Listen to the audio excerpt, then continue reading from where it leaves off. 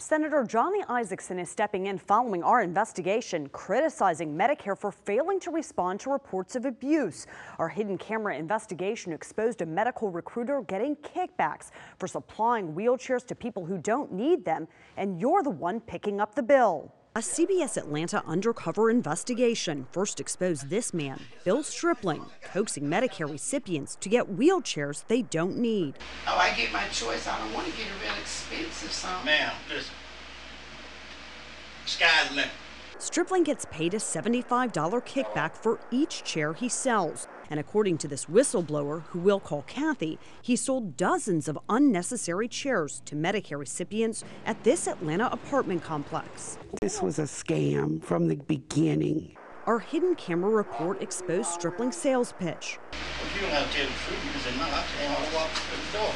And documented how this complex ring of medical suppliers were making thousands and thousands of dollars from you and Medicare. What did they end up doing with those wheelchairs? Selling them.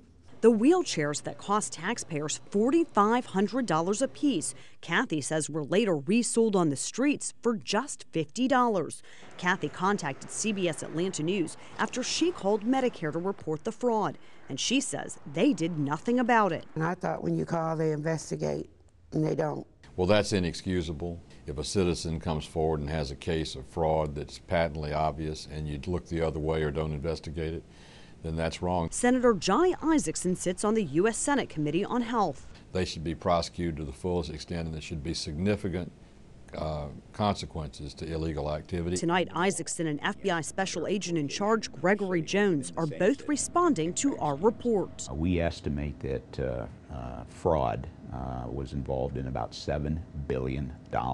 That's right. $7 billion of your money is lost in Medicare and Medicaid fraud every single year.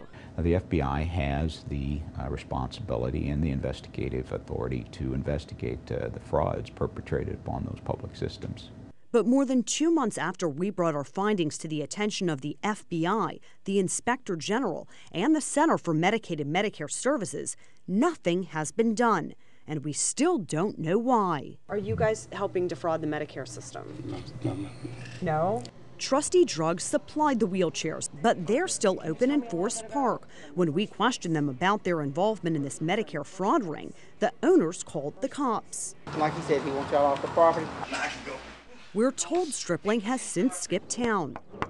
And Moin Kazi, the doctor who prescribed the wheelchairs, is still in business. I'm very disappointed that for whatever reason they elected not to investigate it, because in what I saw of your report, it was just patently obvious an abuse of the system. We've contacted those 3 federal agencies again, and none of them could confirm any of that money lost in this fraud ring has been recovered.